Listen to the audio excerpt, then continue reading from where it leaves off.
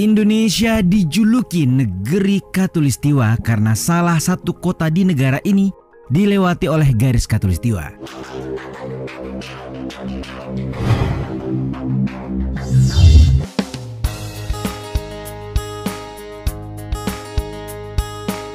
Assalamualaikum warahmatullahi wabarakatuh. Welcome back to my YouTube channel Lebas Studio. Bagi Anda yang first time di channel ini, saya ucapkan selamat datang. Welcome to my YouTube channel. Selamat bergabung di channel ini. Bagi Anda yang telah pun subscribe ini channel, saya ucapkan terima kasih. Salam persahabatan, salam perdamaian, salam santara kepada Anda yang tengah menonton video dalam channel ini. Sebagai informasi, Lebas Studio merupakan channel YouTube daripada Sabah, Malaysia, dan lebih kepada konten video reaction, guys. Pada kali ini, Lebas Studio tertarik dengan satu video yang berjudul ternyata asal usul namanya dari Kuntilanak, sejarah dan fakta menarik kota Pontianak, Kalimantan Barat. Sebelum itu, video ini saya dapat daripada channel Data Fakta. Seperti biasa, jangan lupa berikan sokongan dan dukungan kepada channel Data Fakta dengan memberikan subscribe, like, share, dan juga komen-komen yang membina, guys. Apakah isi kandungan video ini, guys? Dengan kiraan 3, 2, 1, go!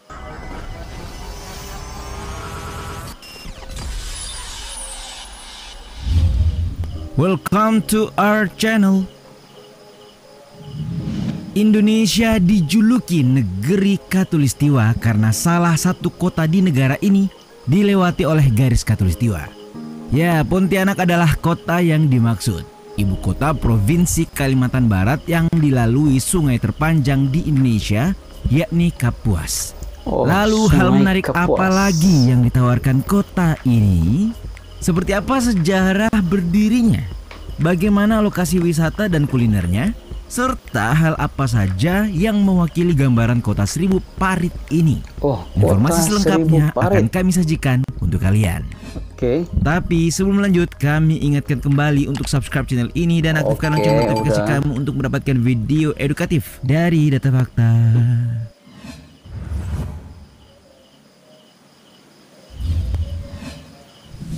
Pemukiman menjelma pusat perdagangan. Sejarah awal berdirinya Pontianak ditandai dengan pembukaan hutan di persimpangan Sungai Landak, Sungai Kapuas Kecil, dan Sungai Kapuas Besar oleh Syarif Abdurrahman Al-Qadri untuk selanjutnya didirikan balai dan rumah sebagai tempat tinggal di sana. Rabu 23 Oktober 1771 atau 14 Rajab 1185 Hijriah, kota Pontianak didirikan. Kemudian 7 tahun setelahnya, ia dikukuhkan menjadi sultan. Dan melalui kacamata sejarawan Belanda, Vigevorst dalam bukunya Borneo Western Afdeling dituliskan bahwa Belanda masuk ke Pontianak dari Batavia pada tahun 1773.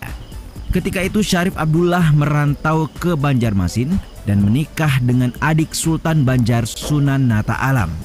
Ia yang waktu itu telah menjadi pangeran juga berhasil dalam perniagaan. Kemudian mempersenjatai kapal pecalang dan perahu lancang untuk melawan Belanda. Dibantu Sultan Pasir, Syarif Abdullah membajak kapal Belanda dan juga kapal Inggris di dekat Bangka. Alhasil, dengan kekayaannya berdirilah sebuah pemukiman yang menjadi pusat perdagangan di mana kini dikenal dengan nama Pontianak. Oh, ini bekas kerajaan dahulu, Pontianak. Sejarah pembentukan masih berdasar pada versi Vigevorst. Kolonialis Belanda yang dipimpin Willem Ardenpola memasuki Pontianak pada tahun 1778 dan segera menempati daerah di seberang Istana Kesultanan. Kini tempat yang dimaksud dikenal sebagai daerah Tanah Seribu atau Varkendepal. Tertanggal 5 Juli 1779, Belanda dan Sultan Syarif Abdullah membuat perjanjian bahwasanya kawasan tersebut menjadi pusat kegiatan bangsa Belanda. Berdasarkan kedudukan dalam pemerintahan, wilayah tadi menjadi Residen Het Hoofd Western Afdeling van Borneo atau Kepala Daerah Karesidenan Borneo Barat dan Asisten Residen Het Hoofd de Afdeling van Pontianak, Asisten Residen Kepala Daerah Kabupaten Pontianak. Asisten Residen Het Hoofd de Afdeling van Pontianak atau semacam Bupati Pontianak tersebut lalu mendirikan Placelich Funds yang mengelola kekayaan pemerintah serta mengurus dana pajak. Pada masa penjajahan Jepang, Placelich Funds berganti nama menjadi Shinto. Singkat cerita, sesuai Undang-Undang Nomor 22 Tahun 1999, pemerintah tingkat 2 Pontianak diubah sebutannya menjadi Pemerintah Kota Pontianak, di mana kini Edi Rusdi Kamtono adalah wali kota yang menjabat. Dengan luas wilayah mencapai 107,82 km persegi, kawasan dataran rendah ini dihuni oleh 665.694 jiwa penduduk pada tahun 2018 berdasarkan data situs perkotaan.bpiw.pu.go.id.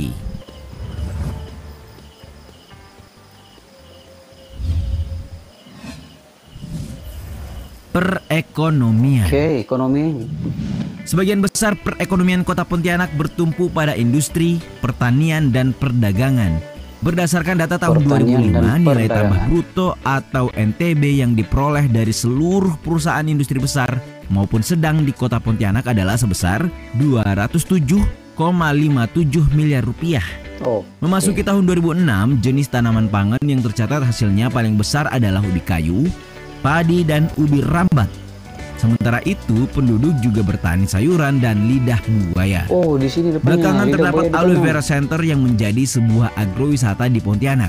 Dengan tiket masuk Rp5.000, pengunjung sudah bisa melihat pembudidayaan tanaman lidah buaya, termasuk proses pengolahan menjadi minuman, makanan berupa dodol, jelly, coklat, serta produk kecantikan. Tanaman buah-buahan seperti nangka, pisang, dan nanas adalah apa yang banyak ditemukan di sana. Bahkan pisang nipah yang menjadi bahan dasar pisang goreng Srikaya hanya bisa ditemukan di Pontianak. Kemudian perdagangan modern yang mulai berkembang pada tahun 2001 di Pontianak ditandai dengan berdirinya Mall Matahari di Pontianak Kota.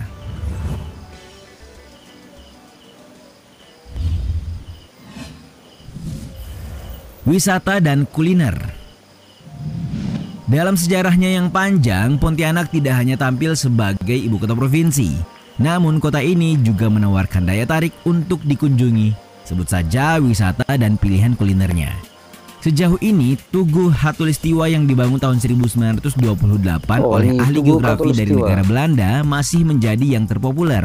Namun kalian juga tidak boleh melewatkan Rumah Betang Redak, rumah panjang khas suku Dayak yang letaknya ada di dalam perkampungan budaya di Jalan Sultan Syahrir, Kota Baru. Selain itu, Keraton Kadriah adalah bangunan bersejarah lainnya yang dapat kalian datangi. Sebuah peninggalan Kesultanan Melayu milik Sultan Syarif Abdurrahman Al-Qadri. Namun, jika ingin menghabiskan waktu bersantai sambil bersuah foto, maka Taman Alun-Alun di Sungai Kapuas adalah salah satu yang menarik. Di sisi lain, keragaman budaya Dayak, Melayu, dan Tionghoa menambah keistimewaan kota ini, terutama ditilik dari pilihan kulinernya.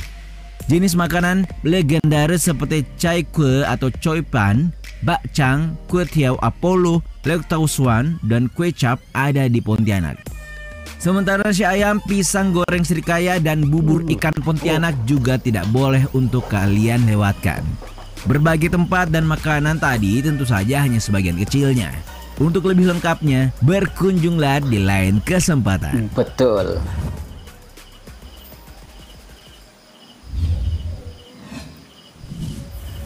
Kulminasi matahari.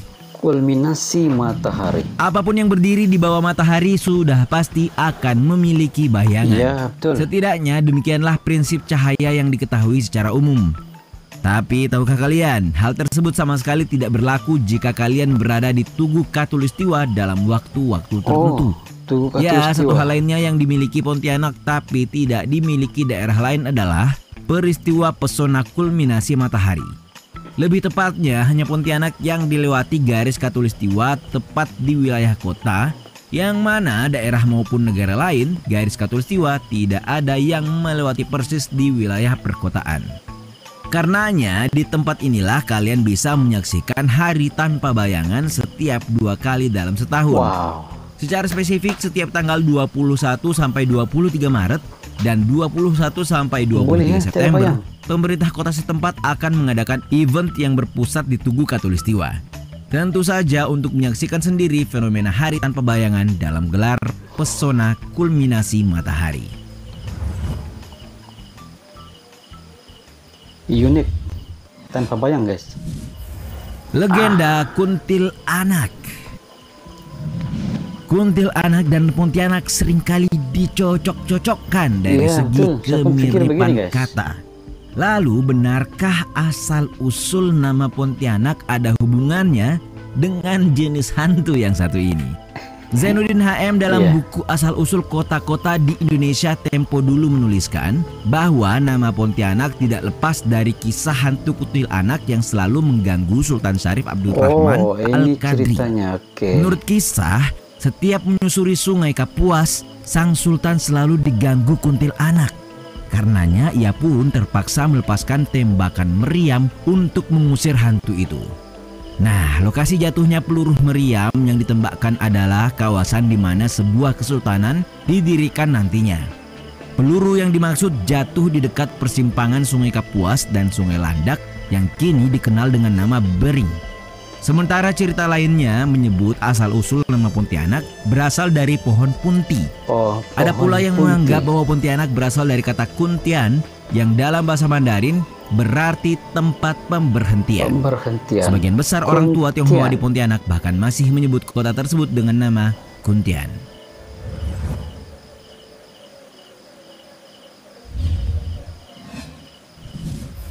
Sungai terpanjang di Indonesia. Nama Sungai Kapuas yang ada di Kalimantan Barat sudah barang tentu dikenal secara luas. Mengingat aliran yang juga dikenal sebagai Sungai Kapuas Buhang atau Sungai Batang Lawai ini merupakan sungai terpanjang di Indonesia. Sementara Pontianak sendiri memiliki letak unik yang mana posisinya dipisahkan oleh aliran Sungai Kapuas. Panjangnya membentang sejauh 1143 km dengan hulu yang berada di Kabupaten Melawi. Keberadaannya pun menjadi rumah lebih bagi 700 jenis ikan, di mana 12 jenis diantaranya termasuk jenis yang sangat langka. Dengan debit air harian yang cukup besar, sungai ini menjadi sumber kehidupan bagi masyarakat Pontianak sejak dahulu. Mulai dari penangkapan ikan tradisional hingga usaha transportasi air yang cukup maju hadir di Sungai Kapuas. Di Sungai Kapuas pula lah pemandangan matahari terbenam dianggap sebagai yang tercantik dibanding kota-kota Kalimantan lainnya. Itulah tadi fakta seputar kota Pontianak dengan segala kekayaan dan potensinya yang khas. Demikianlah video daripada channel Data Fakta guys. Indonesia dijuluki negeri Khatulistiwa karena salah satu kota di negara ini berada di garis lintang Khatulistiwa, yaitu Pontianak guys. Itulah Indonesia dijuluki sebagai negeri Khatulistiwa. Ibu kota provinsi Kalimantan Barat yang dilalui sungai terpanjang di Indonesia yaitu Sungai Kapuas. Kota ini juga dikenali sebagai kota 1000 parit guys. Mungkin parit itu karena banyaknya sungai yang berada di kawasan ini guys. Dalam video ini mengatakan bahwa Syarif Abdurrahman Al-Qadri adalah orang pertama yang mencetus ideologi pembangunan kota Pontianak, yang mana kota Pontianak secara rasminya wujud pada 23 Oktober pada tahun 1771 bersamaan dengan 14 Rejab 1185 Hijrah. Ini merupakan tarik keramat bahwa kota Pontianak telah pun terwujud pada tarik ini guys. Apabila kota Pontianak terwujud pada 1771, maka pada 1778 penjajahan Belanda telah pun sampai ke kota Pontianak guys. Dan sebagai informasi, kota Pontianak mempunyai keluasan sebanyak 167.082 km persegi dan dihuni oleh 665.694 juta jiwa pada data pada tahun 2018 guys. Dan kota Pontianak juga dikenali sebagai kota kuliner karena pelbagainya makanan yang sangat enak berada di kota Pontianak ini guys. Apa yang menarik di kota Pontianak ini ialah hari tanpa bayang ataupun kulminasi matahari, yaitu apabila berlakunya detik-detik ini, maka ramai para wisatawan yang berkunjung ke kota Pontianak semata-mata untuk melihat sendiri hari tanpa bayang itu guys.